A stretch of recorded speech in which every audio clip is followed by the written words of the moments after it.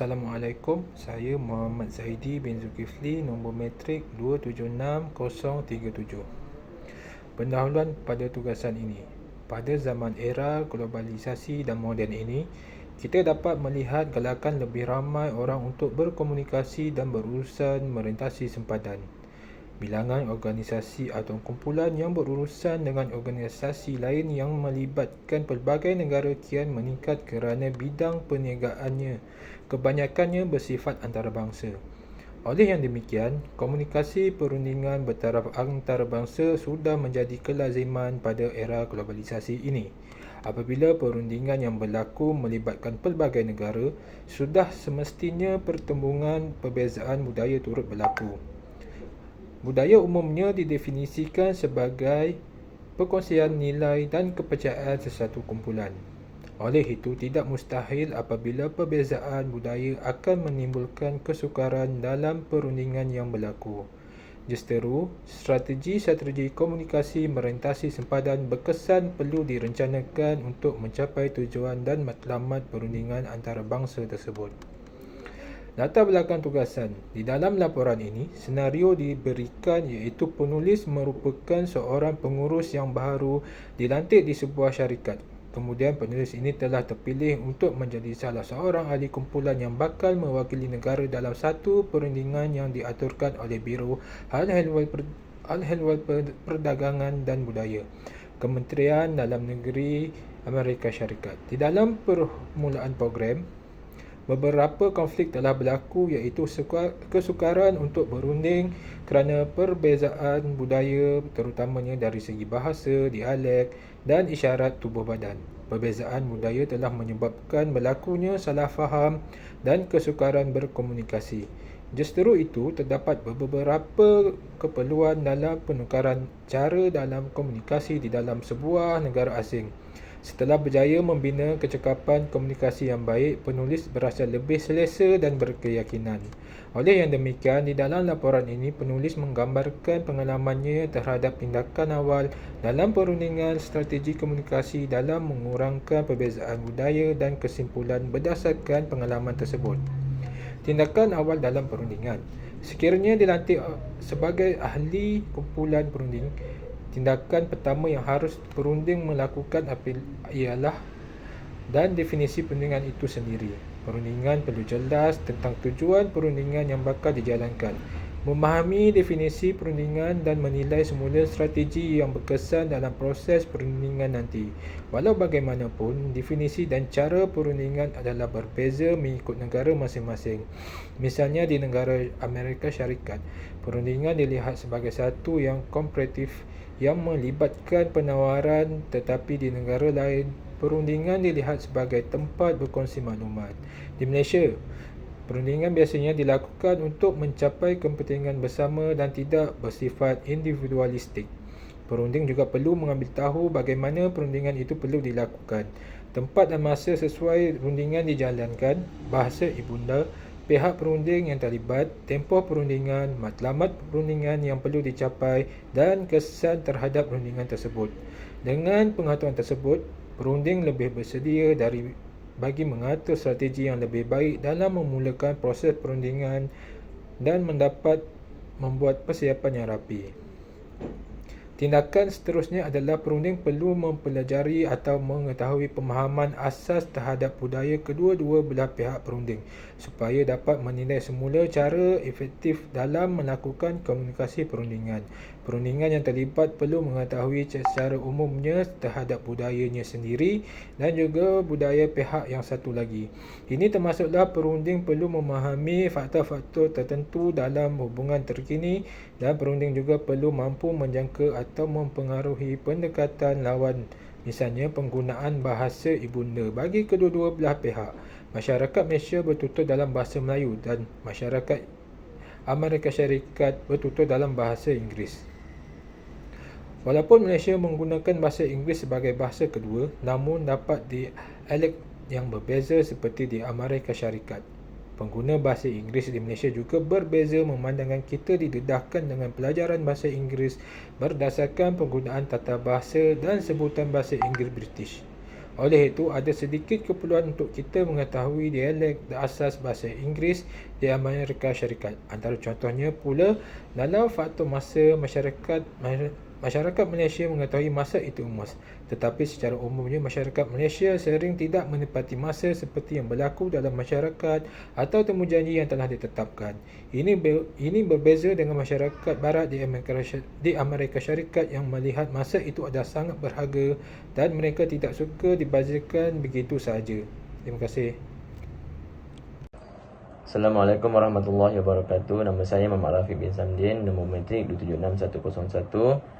Saya akan menerangkan dan menyambung berkaitan perundingan utama, iaitu di mana perundingan perlu membentuk hubungan awal dengan pihak perundingan utama yang lain. Hal ini kerana ia sangat penting dalam proses rundingan supaya dapat berjalan dengan lancar dan dapat mencapai hasil rundingan yang sangat baik. Ini kerana sejarah hubungan yang terbentuk antara kedua-dua pihak perunding adalah sangat mempengaruhi proses rundingan terkini. Hubungan awal boleh dibentuk dengan merancang mekanisme pembentukan rundingan secara bersama dan membincangkan tentang tumpuan atau faktor yang harus diberikan dalam proses rundingan nanti. Selain itu, perundingan juga perlu mengetahui bahawa apa yang berlaku dalam proses rundingan tersebut juga akan mempengaruhi proses rundingan pada masa yang akan datang. Selain itu juga, pihak perunding perlu memerhati dan meneliti peraturan-peraturan dalam budaya komunikasi secara teliti supaya tiada pihak-pihak perunding yang akan salah faham dan merasa terhina, marah atau malu. Ini kerana cara kita berkomunikasi di Malaysia, sama ada lisan ataupun bukan lisan, adalah berbeza mengikut budaya di Amerika Syarikat. Oleh kerana terdapat perbezaan, maka komunikasi bukan lisan, halangan komunikasi mungkin akan terjadi ketika proses perundingan dilakukan dengan budaya yang berbeza. Selain itu juga, perkara-perkara tersebut, cara sebutan atau dialek juga mempunyai maksud yang berbeza-beza dan ini menyukarkan proses perundingan dijalankan. Sekiranya perlu bantuan daripada pihak ketiga seperti terjemah dan pembentangan yang mahir atas tujuan komunikasi yang efektif adalah diperlukan jika komunikasi dilihat sebagai suatu yang kritikal dalam rundingan tersebut. Seperti contoh, masyarakat Amerika Syarikat lebih menghargai faktor masa dalam budaya mereka, manakala masyarakat Malaysia tidak terlalu mementingkan masa seperti mereka. Oleh itu, perunding perlu menetapkan disiplin dalam pengurusan masa agar pihak yang satu lagi lebih memberikan respon positif terhadap rundingan kita. Selain itu juga, masyarakat Amerika Syarikat tidak terlalu menekankan formaliti sebagaimana sesetengah negara lain dalam urusan profesional. Contohnya, penggunaan nama tanpa merujuk gelaran sering digunakan oleh mereka, tetapi di Malaysia kita sering mementingkan gelaran sebagai tanda penghormatan dan penghargaan. Justru itu, kita perlu memahami budaya itu supaya tidak salah faham dan terasa hati bagi pihak kita. Okey, saya sambung seterusnya kepada strategik komunikasi dalam mengurangkan perbezaan budaya. Terdapat beberapa strategi komunikasi yang sesuai digunakan dalam proses perundingan ini yang bertujuan mengurangkan perbezaan budaya. Antaranya, yang pertama, menggunakan ejen yang berpengetahuan terhadap budaya pihak lain.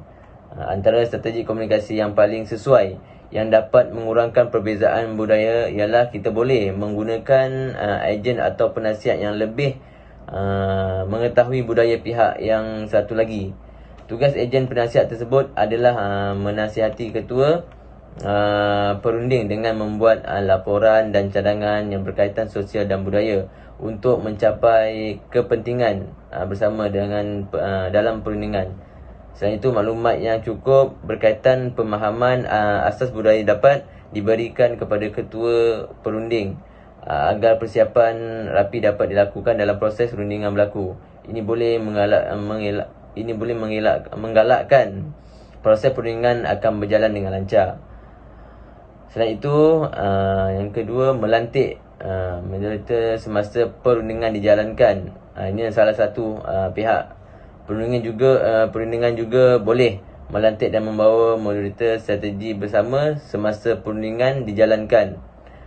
Moderator bertindak sebagai pengantara atau orang tengah dalam komunikasi perundingan. Mereka juga boleh bertindak sebagai pendamai atau pelerai sekiranya berlaku sesuatu konflik semasa perundingan sedang dijalankan. Hai, Assalamualaikum. Nama saya Muhammad Firdaus bin Muhammad Anwar. Nombor matrik 276091. Baik, saya akan teruskan dengan strategi komunikasi dalam mengurangkan perbezaan budaya. Strategi lain yang boleh diaplikasikan ialah kita boleh menyesuaikan diri dengan pendekatan sebelah pihak lagi, iaitu strategi unilateral. Pendekatan strategi ini tidaklah bermakna kita perlu menjadi seperti mereka, tetapi sekadar melakukan sedikit perubahan bagi pihak kita dapat disesuaikan dengan pihak yang satu lagi. Ini bertujuan untuk menjalinkan hubungan yang lebih baik bagi kedua-dua belah pihak. Hal ini juga dapat memberi ruang dan memupuk sikap keterbukaan bagi negara masing-masing. Kita juga tidak perlu melakukan perubahan secara besar dalam pendekatan rundingan kita. Oleh itu, sebelum sesuatu perubahan dibuat, kita perlulah melihat dari segi berbagai sudut seperti apa yang perlu diubah, dibuang ataupun ditiru seperti pihak yang satu lagi. Sebagai contoh, menggunakan bahasa Inggeris dialek Amerika sebagai medium komunikasi dan meneliti pergerakan tubuh yang sensitif untuk digunakan. Baik, strategi yang terakhir ialah kita boleh mengkoordinasikan penyesuaian kita sebagai langkah strategi bersama. Ini melibatkan kedua belah pihak melakukan penyesuaian secara bersama supaya proses yang dipersetujui dalam rundingan dapat dicapai. Contohnya, kita boleh memulakan proses rundingan dengan bertanyakan kepada pihak yang dirunding bagaimana untuk kita memulakan rundingan. Semasa proses soal menyoal dilakukan, kedua-dua belah pihak akan semakin memahami budaya secara bersama dan mempraktikannya secara tidak langsung, dan ini akan berlakunya proses silang budaya yang dapat menjalin hubungan yang baik oleh pihak masing-masing. Baik, secara tidak langsung, ia dapat mengurangkan perbezaan budaya. Baik, kesimpulannya, pemahaman asas terhadap budaya globalisasi perlu diterapkan dan perunding-perunding komunikasi antarabangsa supaya persediaan rapi dapat dilaksanakan sebelum proses rundingan dijalankan. Kita juga telah dapat melihat bagaimana perbezaan budaya dapat mempengaruhi rundingan dan pihak perunding sewajarnya tidak merencanakan strategi yang berkesan dalam komunikasi perundingan mereka agar matlamat perundingan dapat dicapai bersama. Baik, sekian, terima kasih.